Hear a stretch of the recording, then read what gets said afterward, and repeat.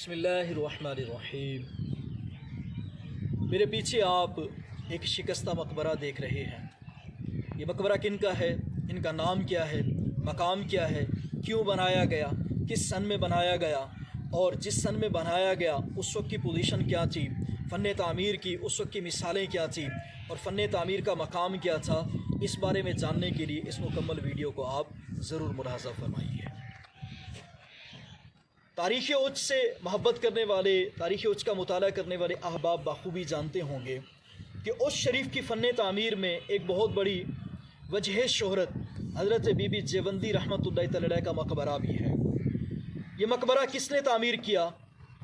ان صاحب مقبرہ نے تعمیر کروایا اور اپنی نگرانی میں کروایا۔ یہ استاذ تھے، انہوں نے اس کا نقشہ بنایا، اس کے لیے کاریگر بلوائے اور پوری دنیا سے جتنا بھی فن تعمیر کا سامان ہوتا تھا انہوں نے منگوایا اور بی بی جیوندی کے مقبرے کو انہوں نے تعمیر کروایا۔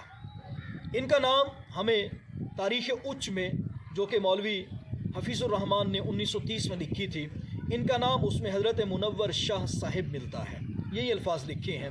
اس کے علاوہ زبیر شفیع غوری صاحب کی کتاب جو آثار قدیمہ پر مشتمل ہے، اور احمد نبی بخش خان کی کتاب وہ بھی آثار قدیمہ پر ہے۔ اس کے علاوہ کچھ تذکرہ ہمیں خطہ پاکوچ کے اندر ان کتابوں کے اندر ملتا ہے۔ یہ استاذ، ان کی تاریخ پیدائش اور وفات کا صحیح تعین ابھی تک کتابوں میں نہیں مل سکا، اور نہ ہی کوئی ایسا مخطوطہ ملا، نہ کوئی تاریخی کتاب ملی جس میں ان کے بارے میں کوئی مفصل یا تفصیلی حالات ذکر ہوں۔ لیکن چونکہ انہوں نے اپنی نگرانی میں، اپنی موجودگی میں، اپنے ہاتھوں سے مقبرہ بی بی جیوندی کو تعمیر کیا تھا، اسی وجہ سے جب رہتی دنیا تک مقبرہ بی بی جیوندی کا نام لیا جائے گا، اس کے حسن کی بات کی جائے گی، تعمیر کی بات کی جائے گی، اس کی مضبوطی کی، اس کی بنیادوں کی، اس کی عمارت کی مکمل جب بات کی جائے گی، ان کو بنانے والے معمار استاذ نوریہ کا نام بھی ضرور ذکر کیا جائے گا۔ یہ استاذ کون تھے؟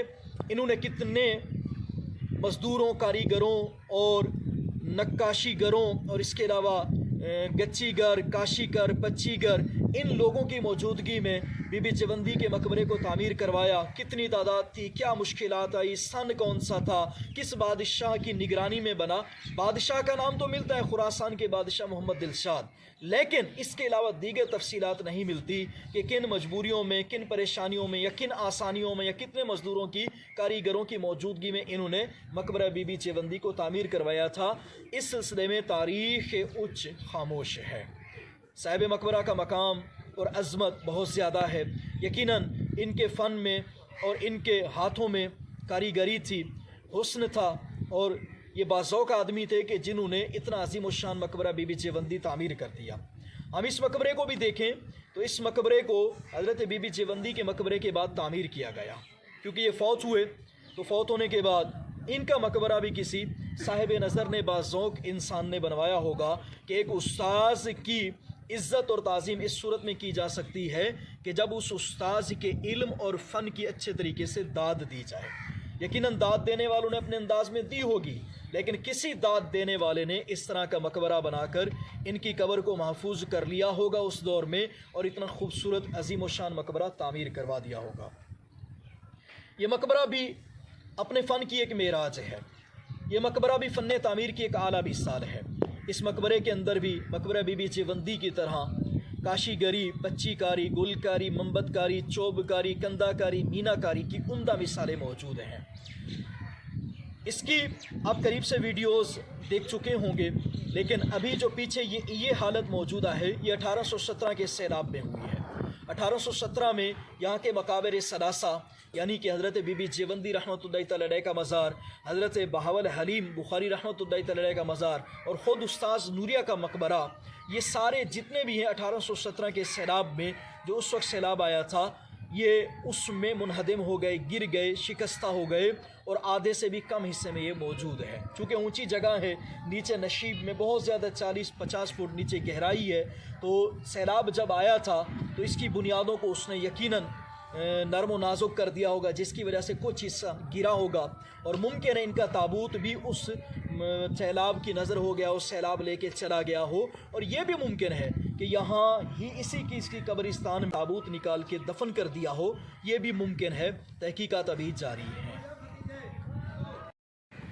जी, ज़िंदा कौमें वही होती हैं, अच्छी कौमें वही होती हैं, बाशऊर कौमें वही होती हैं जो अपने असातिज़ा के इल्म और फ़न की हिफाजत करती हैं। यकीनन ये बहुत ही बड़ी बात होती है कि लोग जितने भी इस दुनिया से जाएं, उनके इल्म को, फ़न को किसी न किसी यादगार की शक्ल में महफूज किया जाए।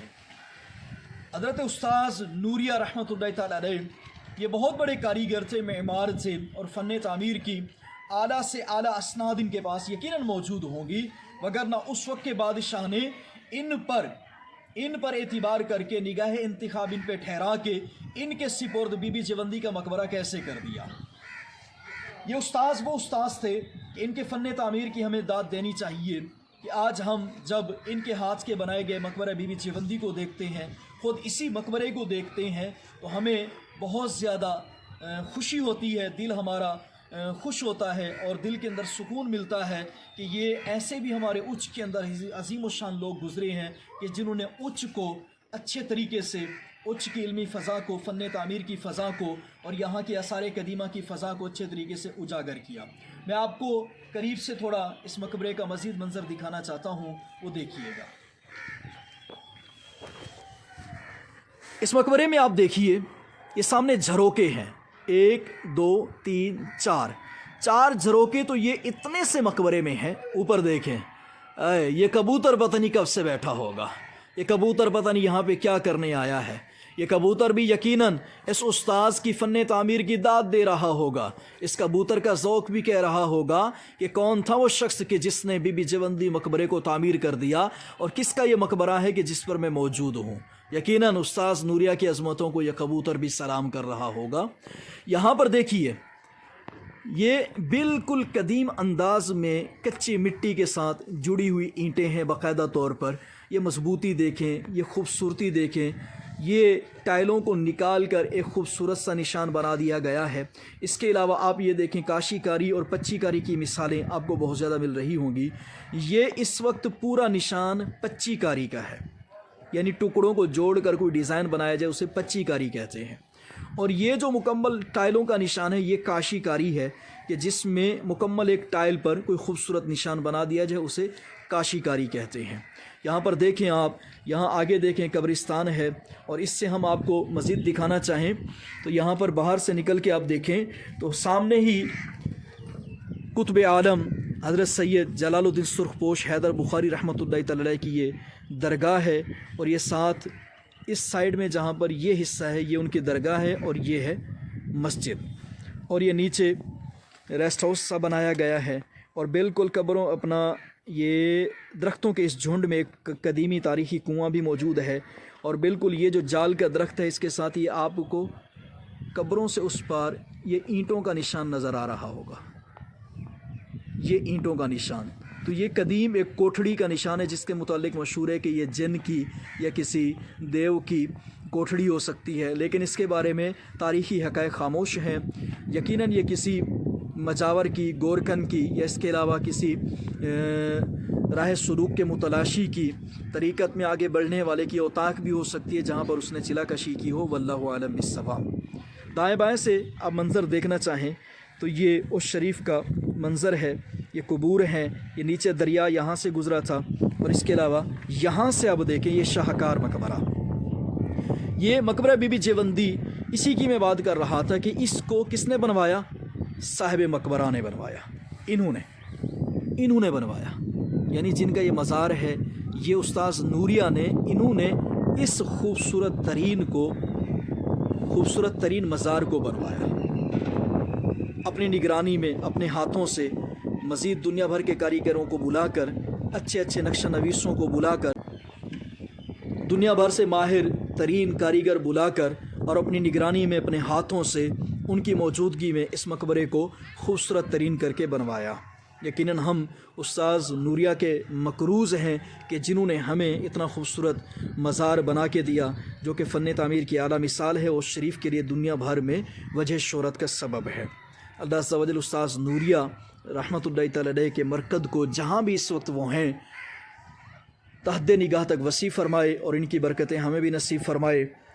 तारीख़ चैनल देखने वालों से गुजारिश है کہ اس چینل کو سبسکرائب کر دیجئے، لائک کر دیجئے، کمنٹ کر دیجئے اور تاثرات کی صورت میں اپنے مزید اچھے اچھے مشورے بھی دے دیجئے تاکہ ہم اگلی ویڈیو آپ کے مشوروں کی روشنی میں بنا سکیں۔ اللہ حافظ۔